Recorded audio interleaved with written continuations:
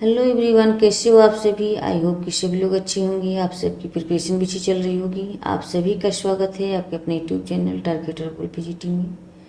सभी लोग क्लास में जुड़ जाएं। क्लास आपकी स्टार्ट हो चुकी है। सोशियोलॉजी की प्रैक्टिस सेट, ये प्रैक्टिस सेट आपके आने वाले exam UGC net, PGT, GIC, assistant professor, sociology से संबंधित कोई भी एग्जाम हो हर एक के लिए मस्ट है। बस आपके सब्जेक्ट के रूप में सोशियोलॉजी होना चाहिए, इसके लिए क्लास मस्ट हो जाती है। तो आज ये प्रश्न है, मुस्लिम विवाह का स्वरूप इनमें से कौन नहीं है। मुस्लिम विवाह का स्वरूप इनमें से कौन नहीं है, नहीं दिया है। मुत्ताह, फासिद, जीहर, बातिल। तो विवाह का स्वरूप इनमें से कौन नहीं है, तो मुत्ताह यहाँ से विवाह हो जाएगा, फासिद हो जाएगा, बातिल। जीहर जो है तलाक का है, तो ऑप्शन सी हो जाएंगे। नेक्स्ट क्वेश्चन है, मुसलमानों में तलाक के किस रूप में पति पत्नी परस्पर सहमति से विवाह विच्छेद तय करते हैं तथा किसी भी पक्ष को दूसरे के लिए क्षतिपूर्ति नहीं देनी पड़ती है। इला, खुला, मुबारत, जीहर। क्या हो जाएंगे इसके राइट आंसर, सभी कमेंट करके बताएं। ये ऑप्शन सी हो जाएंगी, मुबारत में ऑप्शन सी।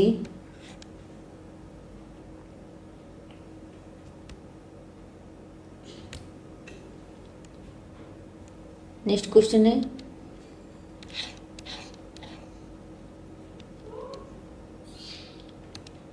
एक मुस्लिम पत्नी को पति द्वारा विवाह के समय दिया जाने वाला धन कहलाता है। एक मुस्लिम पत्नी को पति द्वारा विवाह के समय दिया जाने वाला धन कहलाता है वधू मूल्य, दहेज, मेहर, उपहार। इसका राइट आंसर क्या हो जाएंगे, सभी कमेंट में बताएं। ऑप्शन सी हो जाएंगे, मेहर, ऑप्शन सी। नेक्स्ट क्वेश्चन है, निम्नलिखित में से कौन सा एक वर द्वारा वधू को संपत्ति देने के वायदे का उदाहरण है। दहेज, स्त्री धन, मेहर, इनमें से कोई नहीं। इसका राइट आंसर क्या हो जाएंगे, ऑप्शन सी हो जाएंगी, मेहर, ऑप्शन सी। नेक्स्ट क्वेश्चन है, फ्रेंड्स सभी लोग बस शेयर कर दें क्लास को। क्लास से पहली बार जुड़े तो इस चैनल को सब्सक्राइब कर लें। निम्नलिखित में से कौन मेहर का भुगतान करता है। मेहर का भुगतान कौन करता है, वधू के पिता द्वारा वर के माता पिता को, वर के पिता द्वारा वधू के माता पिता को, वधू द्वारा वर को, वर द्वारा वधू को। तो इसका राइट आंसर क्या हो जाएंगे, ये वर द्वारा वधू को मेहर का भुगतान किया जाता है, तो ऑप्शन डी हो जाएंगे। नेक्स्ट क्वेश्चन है, मुस्लिम विवाह क्या है। मुस्लिम विवाह क्या है, एक पवित्र संस्कार, एक समझौता, ए और बी दोनों, उपयुक्त में से कोई नहीं। मुस्लिम विवाह क्या है, तो इसका राइट आंसर क्या हो जाएंगे यहाँ पे, एक पवित्र संस्कार, एक समझौता। तो ऑप्शन यहाँ पे बी हो जाएंगे, एक समझौता हो जाएगा।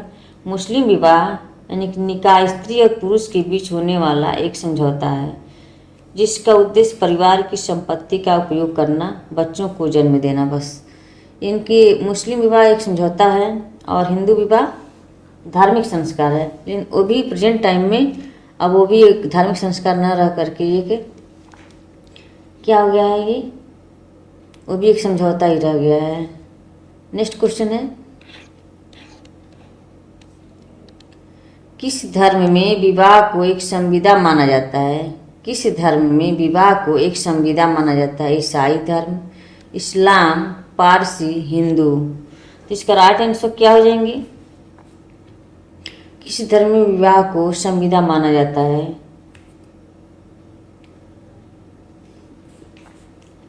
ऑप्शन बी हो जाएंगे, इस्लाम में। इस्लाम धर्म में विवाह को संविदा माना जाता है, तो ऑप्शन यहाँ पे बी हो जाएंगी। नेक्स्ट क्वेश्चन है, शब्द काष्टा किस भाषा का है। जो शब्द काष्टा शब्द दिया गया है किस भाषा का है, पुर्तगाली, यूनानी, जर्मन, लैटिन। तो इसका राइट आंसर क्या हो जाएंगी, ये पुर्तगाली भाषा का है ये, ऑप्शन ए हो जाएंगी। अधिकांश पश्चिमी विचारकों ने जाति शब्द को पुर्तगाली शब्द कास्टा से संबंधित मान लिया है। कास्टा का अर्थ प्रजाति अथवा प्रजाति भेद है। इस शब्द का प्रयोग सर्वप्रथम ग्रेसिया डी ओटा ने प्रजाति समूहों में विभेद के अर्थ में किया था। बाद में अब्बे डुब्बाय जैसे महान फ्रांसीसी विचारक ने भी कास्ट शब्द का उपयोग प्रजाति भिन्नता के स्पष्ट करने के लिए ही किया। इसके विपरीत भारतीय जाति व्यवस्था का संबंध प्रजाति भिन्नता से नहीं है,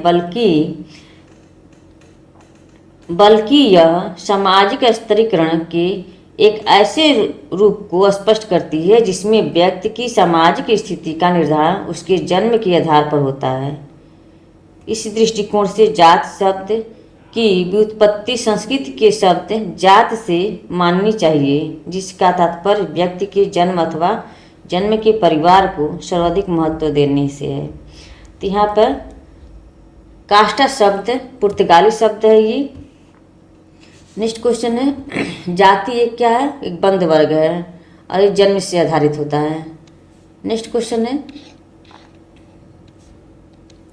निम्नांकित में से किसने जाति का एक बंद वर्ग के रूप में वर्णन किया है?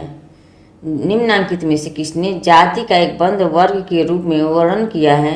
R K. Mukherjee, D P. Mukherjee, D N. Majumdar, A R. Desai. तो इसका राइट आंसर क्या हो जाएंगी? ऑप्शन सी हो जाएंगी, D N. Majumdar, option C. Next question है, किसका कथन है कि जब कोई वर्ग दृढ़ता सहित वंशानुगत हो जाता है तो हम उसे जाति कह सकते हैं? किसका कथन है कि जब कोई वर्ग दृढ़ता सहित वंशानुगत हो जाता है तो हम उसे कह सकते हैं? NK. Dutt, GS. Ghurye, CH. कूले, SH. Risley. तो इसका राइट आंसर क्या हो जाएंगे? सभी कमेंट में बताएं। किसका कथन है कि जब कोई वर्ग दृढ़ता सहित वंशानुगत हो जाता है तो हम उसे कह सकते हैं, हम उस जाति को कह सकते हैं। किसका कथन है कि जब कोई वर्ग दृढ़ता सहित वंशानुगत हो जाता है तो हम उस जाति को कह सकते हैं? तो इसका राइट आंसर ऑप्शन सी हो जाएंगे, CH. कूले, option C. Next question है, एक हिंदू परिवर्तित नहीं कर सकता। एक हिंदू परिवर्तित नहीं कर सकता वह डैश है? पैतृक घर, वर्ण, जाति, धर्म। तो इसका राइट आंसर क्या हो जाएंगे? एक हिंदू परिवर्तित नहीं कर सकता, तो इसका राइट आंसर ऑप्शन सी हो जाएंगे, जाति, ऑप्शन सी। नेक्स्ट क्वेश्चन है, किसने कहा भारत में जाति सबसे अधिक महत्वपूर्ण राजनीतिक दल है? भारत में जाति सबसे अधिक महत्वपूर्ण राजनीतिक दल है? राम मनोहर लोहिया, बी.आर. अम्बेडकर, जयप्रकाश नारायण, महात्मा गांधी। इसका राइट आंसर क्या हो जाएंगी? ऑप्शन सी हो जाएंगे, जयप्रकाश नारायण, ऑप्शन सी।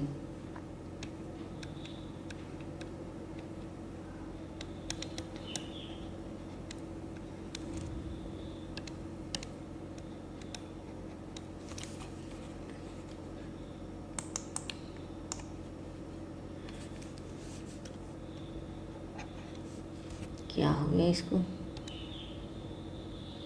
इसका राइट आंसर ऑप्शन सी हो जाएंगे यहाँ पर। नेक्स्ट क्वेश्चन है, जाति राजनीति का कैंसर है। निम्नलिखित में से किसने यह कहा है? जाति राजनीति का कैंसर है। निम्नलिखित में से किसने यह कहा है? घुरिये, मजूमदार, डी.आर. गाडगिल, कूले। तो इसका राइट आंसर क्या हो जाएंगे? ऑप्शन सी हो जाएंगे, D R. Gadgil, option C. Next question है, किसने कहा कि जाति मूलतः एक मानसिक दशा है? किसने कहा कि जाति मूलतः एक मानसिक दशा है? B R. Ambedkar, S C. Dubey, A R. Desai, M N. Srinivas. तो इसका राइट आंसर क्या हो जाएंगे? किसने कहा कि जात मूलतः एक मानसिक दशा है? तो ऑप्शन ए हो जाएंगे B R Ambedkar, option A. Next question है, जाति का आधार क्या है? जाति का आधार क्या है? धर्म, जन्म, प्रतिष्ठा, अनुष्ठान। तो इसका राइट आंसर क्या हो जाएंगे? जाति का आधार क्या है? तो ऑप्शन सी बी हो जाएंगे, जन्म, ऑप्शन बी। नेक्स्ट क्वेश्चन है,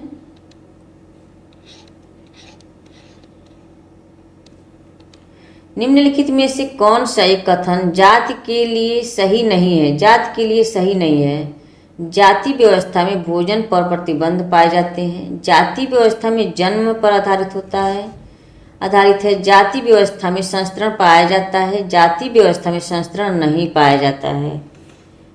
क्या हो जाएंगे? ये क्या सही नहीं है?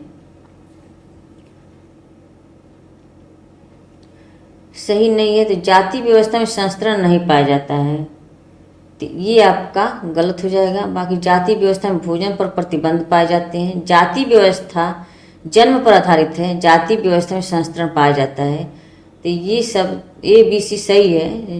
ये डी जो जाति व्यवस्था में संस्करण नहीं पाया जाता है तो गलत है। तो यहाँ नहीं का पूछा है, तो इसलिए राइट आंसर ऑप्शन डी हो जाएंगे। नेक्स्ट क्वेश्चन है,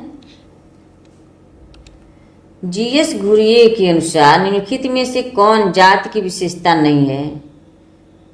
जीएस घुरिये के अनुसार निम्नलिखित में से कौन जाति की विशेषता नहीं है? नहीं पूछा हुआ है। संस्तरण, विवाह का प्रतिबंध, व्यवसाय के प्रतिबंधित चुनाव का अभाव, भोजन तथा सामाजिक सहवास पर प्रतिबंध है। तो क्या हो जाएंगे इसके राइट आंसर?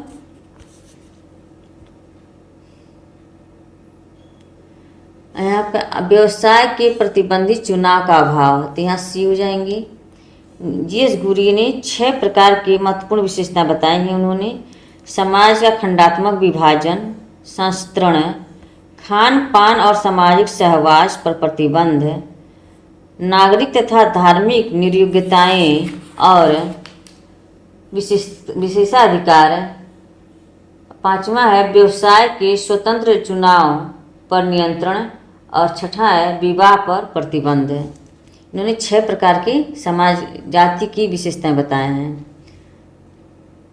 तो यहाँ ऑप्शन सी हो जाएंगे राइट आंसर। नेक्स्ट क्वेश्चन है, जीएस घुरिये ने जाति की 6 विशेषताएं दी हैं। इनमें से उनके अनुसार निम्न में से कौन सी सही विशेषता है? समाज का खंडात्मक विभाजन, वंश परंपरागत व्यवसाय, प्रतिबंधित गतिशीलता, छुआछूत। इसका राइट आंसर क्या हो जाएंगी? समाज का खंडात्मक विभाजन, ऑप्शन ए हो जाएंगे। नेक्स्ट क्वेश्चन है, निम्नलिखित में से कौन सा समाजशास्त्री जाति को पूर्णतः एक विशिष्ट भारतीय प्रघटना नहीं मानता है? जीएस घुरिये, पीएच प्रभु, जेएच हट्टन, एससी दुबे। तो इसका राइट आंसर क्या हो जाएंगे? सभी कमेंट में बताएं। ऑप्शन ए हो जाएंगे GS Ghurye, option A. Next question है,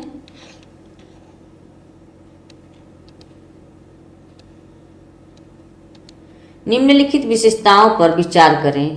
पितृसत्तात्मकता, अंतर्विवाह, सोपान, समानता। इनमें से कौन सी विशेषताएं हिंदू जाति व्यवस्था की प्ररूपी है? तो क्या हो जाएंगे इसके राइट आंसर?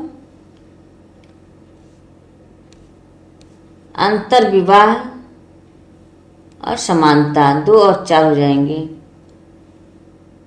अंतर्विवाह और सोपान, 2 और 3, ऑप्शन सी। नेक्स्ट क्वेश्चन है, जाति की परिभाषा है। जाति की परिभाषा, जाति एक बंद वर्ग है। जाति एक अंतर्विवाही समूह है। ए और बी दोनों, इनमें से कोई नहीं। जाति की परिभाषा है, क्या हो जाएंगे इसके राइट आंसर?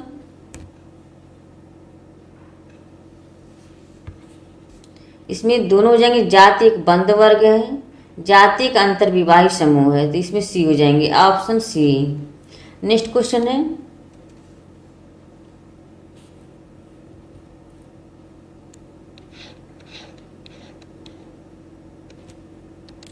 लुई डूमा ने जाति को निम्नलिखित में से किस आधार पर संप्रतिकृत किया है? सामाजिक विविधीकरण एवं अस्पृश्यता, वर्ग एवं असमान शक्ति संबंध, पवित्र एवं अपवित्र का द्वंद्वात्मक विरोध, कार्यपरक एकता एवं विभेदीकरण। तो इसका राइट आंसर क्या हो जाएंगे? तो इसका राइट आंसर ऑप्शन सी हो जाएंगे, पवित्र एवं अपवित्र का द्वंद्वात्मक विरोध, ऑप्शन सी। नेक्स्ट क्वेश्चन है, निम्नलिखित में किसने शुद्धता और अशुद्धता की अवधारणाओं का भारतीय समाज के संदर्भ में विवेचन किया? Yogendra Singh, Louis Duma, Andre बेतई, TK. उमन। तो इसका राइट आंसर क्या हो जाएंगे? ऑप्शन बी हो जाएंगे, Louis Duma, option B. Next question है,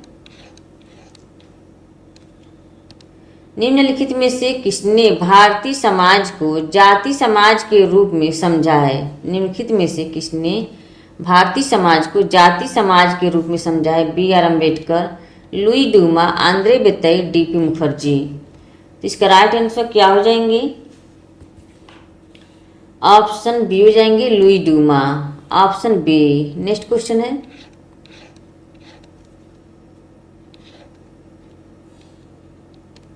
सामाजिक परिवर्तन के संज्ञानात्मक ऐतिहासिक परिप्रेक्ष्य से मुख्यतया कौन संबंधित है? A R. Desai, Louis Duma, मैकिम Marriott, M.N.. Srinivas. तो इसका राइट आंसर क्या हो जाएंगे?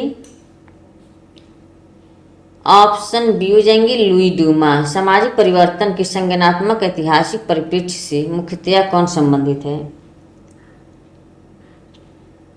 ऑप्शन बी हो जाएंगे, Louis Duma, option B. Next question है, फ्रेंड्स सभी लोग एक बार शेयर कर दें क्लास को। यदि क्लास से पहली बार जुड़े हैं और आपके लिए क्लास हेल्पफुल लगता है, क्लास को ज़्यादा से ज़्यादा शेयर करें। निम्नलिखित में किसने जाति के उद्भव के विषय में लिखा है कि भारत में जाति इंडो आर्यन संस्कृति के ब्राह्मण पुरोहितों की संतान है, जिसका पालन पोषण गंगा और यमुना के मैदान में हुआ है? A R. Desai, G H. Hutton, G S. Ghurye, M N. Srinivas. तो इसका राइट आंसर क्या हो जाएंगे? ऑप्शन सी हो जाएंगे, G S. Ghurye, option C. Next question है,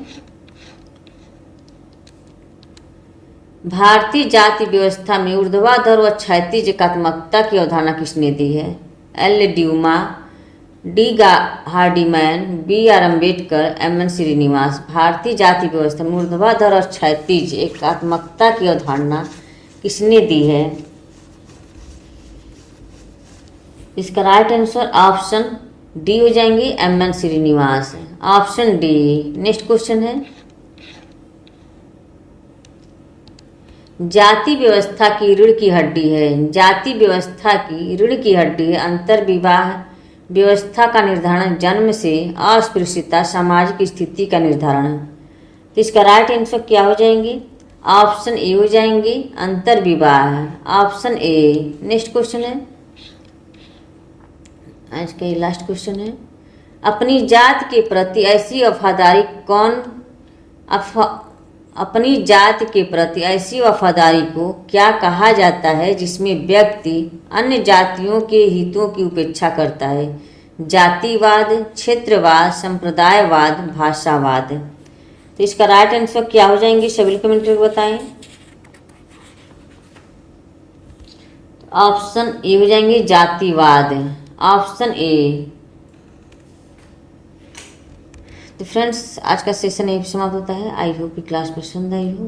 क्लास से पहली बार जुड़े प्लीज़ चैनल को सब्सक्राइब कर लें और क्लास को ज़्यादा से ज़्यादा शेयर करें। ओके, तो क्लास को समाप्त करते हैं। Okay, bye bye, take care. इसी तरह से आप अपने लक्ष्य की तरफ आगे बढ़ते रहें, हंसते रहें, मुस्कुराते रहें, स्वस्थ रहें, मस्त रहें। Okay, bye bye, take care.